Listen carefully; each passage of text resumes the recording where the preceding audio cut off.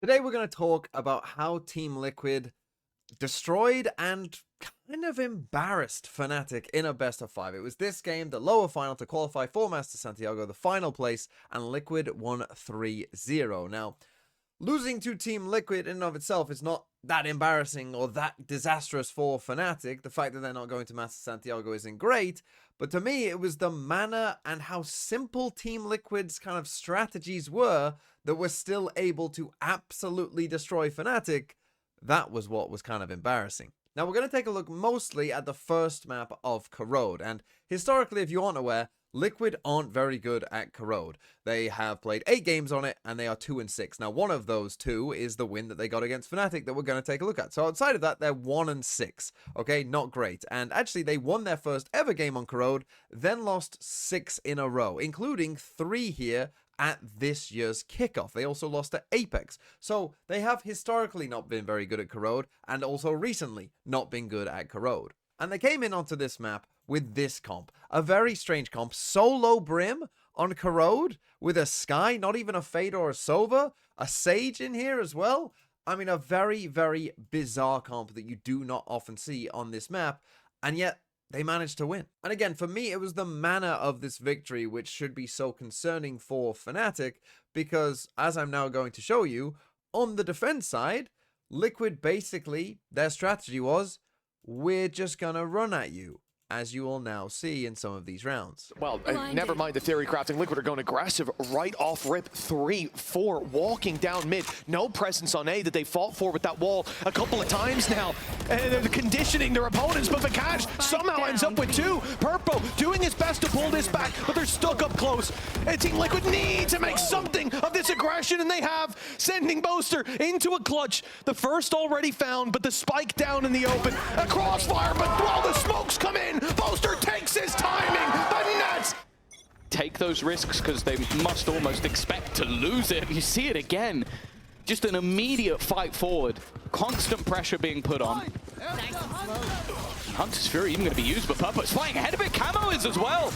You're expected to flee, fall back, run for the hills when a Hunter's Fury comes through, but instead they fight forward again. The W key constantly being pressed, and Wayne just isn't stopping, going for more and more. Only one standing in Crashies. As 4 players remain on the other side, the first comes 6-5. This was looking pretty damning at 5-2, but as said, Fnatic comfortable on that defense. This is so aggressive from the defensive side. And again, it's working out. Minibu's running through his own teammate Smoke, and it's worked out wonderfully. So yeah, Liquid, as you can kind of see by some of those clips, and there was more that I could show you as well, were being very, very aggressive, right? Which for EMEA is not necessarily the standard. And I think that this was a little bit troubling for Fnatic, because as we know, Fnatic, what do they like to do, right? They like to do what they're doing here, right? Sit in their defaults, play slow, you know, wait for these kind of things. And normally, this is the kind of thing that you would expect to not work against a team like Fnatic. And there are little details in here from Liquid that I do find quite nice, right? So they not only smoke off mid here, but they also smoke off A. So that they're creating kind of almost like we could push in 2 different positions here. We've used 2 Brim smokes at the very start of the round. We've only got 3 smokes for the entire round, but there goes 2 of them straight away, right? So there was some nice things in here from Liquid, but it was almost as if Liquid knew, like, we're not very good at this map, and we're playing a comp that we have never played before and probably haven't practiced much, so we're just going to end the round right now in these couple quick seconds of chaos and hope that we can win the chaos, which they did more than they didn't. But whilst that first half didn't go great for Fnatic, it wasn't a disaster. It ended as a 7-5 half, so not too bad, right? And if you take a look at Fnatic's all-time stats on Corode, they were 6-2 before this game, but they actually had a very, very good defensive win rate, 63%. And again, before the game that they played against Liquid, that was actually even higher. So their defense side on this map has historically been very, very good. So how on earth did Liquid counter it? Well, it was actually very, very easy and very, very simple for Liquid to counter it. They simply avoided Alfajer. No, legit, they literally just went, we're not going to let Alfajer win the game. You can see it actually from the very first pistol round, because what often happens here for Fnatic, as we will see in this map, is Alfajer here playing on Vice most rounds will be over towards B. Now, in the pistol round here, he's actually over towards A, and Liquid, as we will see, they are actually going to call for this A split. So they're going to walk up with these 3 players here, and they're actually going to send their 2 duelists in towards short, and they're going to try this A split. But as soon as they kind of get wind here, oh, that's Alfajer, Alfajer's here, take a look at what these guys do, right? Oh, Alfajer's been spotted here. Instantly turn around and run straight to B. Instantly. We will take on 4 of you rather than Alfajer, is basically what they were saying. And you can see that this part of the plan still does work, walking up to short just there.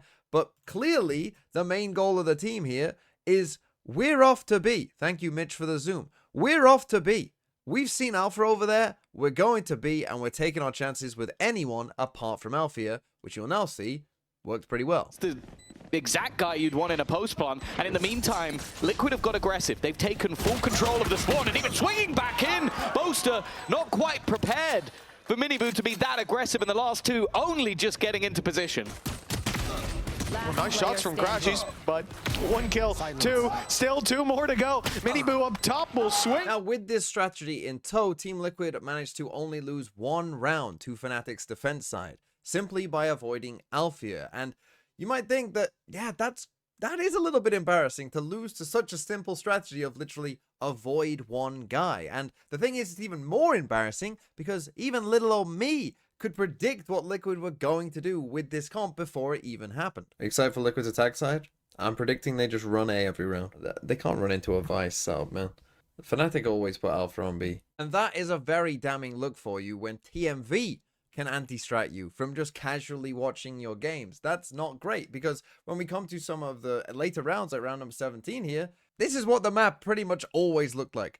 Alfajer is here alone on B, and Liquid don't care. They're going A. It doesn't matter. Now, there is something I want to highlight in particular here, which is about the KO as well. Vekaj on KO, I'm going to show you a clip from Abyss, and you're going to see how it's different on Abyss to what they were doing on here on Corode. Because Vekaj in this round did start here over towards A, but in other rounds he's starting towards mid, maybe, you know, maybe he's in here, and in this one he actually gets drawn to mid by this Sage Wall here from Wayne, trying to take this fight against Crashies. And so what that means is now you've just got Boaster here alone against a Waylay Neon. And like, sure, the Astra pull can be quite nice, but against Waylay Neon, it's not that nice because they're both getting past this and you are potentially in a lot of danger. And so this A site, Liquid were just very happy to literally just waltz in here. Sometimes they would come with the Sage and then put up this wall over towards kind of short.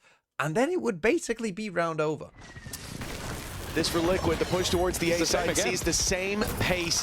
The hinders even landed. Boaster, well, it does have some support though.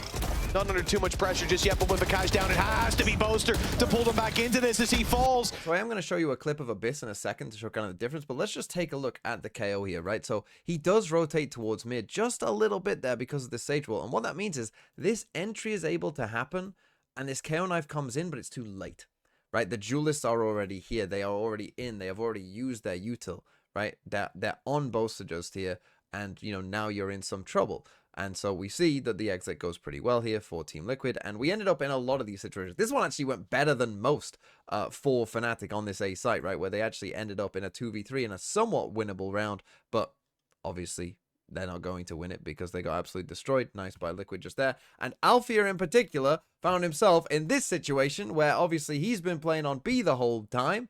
And everyone else is just dead on A. This happened almost all of the time. But despite this happening consistently, apart from the pistol round, Alfajer was only on A on one other round. But let me just quickly also show you what was happening on Abyss, because funnily enough, a very similar thing happened where we've got Alfajer here on Vice, again, they got Vekaj on KO, again, and again, Liquid are playing a Waylay Neon comp down here with Miniboo, and essentially they had mostly the same strat, which was Alfajer is always on B. By the way, there is a lot of rounds in this game. They played a lot of defensive rounds in this game. Apart from the pistol round, Alfajer's setup is always on B. Every single round, it's on B. I mean, holy hell, guys. Get at least one other setup. What the hell are you doing? But you will now see the difference in this round with the KO, because you can see this is where Valorant is here on Abyss, and you see when they start to figure out this drone is coming in and the dart has been destroyed here from Crashies, he's now going to throw his KO knife. Look at that KO knife. It's going to smack these players as they're about to go and do this A exec away from Alfajer again. But this time, it goes completely differently. Used perfectly, kept for just the right moment. Huge tags, 2 players down and 1 left out. So they're able to get kills there from the Sovereign, yes, but it's a good example of just like how a KO can also counter this comp with a well-timed KO knife, right? Because when this KO knife comes in, Camo is entering, but now he gets suppressed, so he can't recall. These other guys are getting suppressed, so they try and run back out of the suppression. So at this moment in time, look at the map. Look at this. And this is how a KO can stop this from happening, right? And this is what kind of how Fnatic were able to get a much better defense side on Abyss than they were on Corode, because they actually had Valorant in a position to, have impact in these rounds and isolate people away from each other and, deal a lot of damage to Team Liquid as they're coming in. And that meant that they were in a lot of trouble. But here on Corode, after this round that I just showed you, round number 17, where they lose and Alpha is here in a 1v4, he ends up dying, they then take a timeout Fnatic. And again, just take a look at what happens. So we get the timeout from Fnatic here. Liquid obviously know, oh, they're going to change something up. So this is one of the few rounds that Liquid actually start off with a bit more of a B lean, right? Where more people are on this side of the map than the A side of the map, right? And we get a triple stack here from Fnatic. But take a look at what happens here, because Liquid are going to start off this round and they're going to instantly Skydog down B, right? And this Skydog is going to get to that Vice wall just there, right? And doesn't see anyone else. And take a look at Purpo. He's going to come that to his team. And what do they then decide to do? Oh, we're pretty sure Alpha's there over towards B. Well, then that means that we're going A. Yeah, this one's a little bit slower. They're kind of figuring it out. But eventually, we're going to just basically all run down here in mid. Now, what's so strange about this is they seek us here. 2 of them go to A, 1 goes to B, and they still go to A. I mean, that tells you how strong this strategy is. Let me just go where the Seekers say more people are. When would you ever see that from anyone? But that's how hard they were trying to avoid Alfajer. And so then finally, we got to round number 19. It's 12-6 now to Team Liquid. And Fnatic finally decide to put Alfajer back over towards A. The problem is now, though, they've got both the KO and the Vice together here on A. And again, Liquid perhaps expecting that Fnatic can't be that stupid.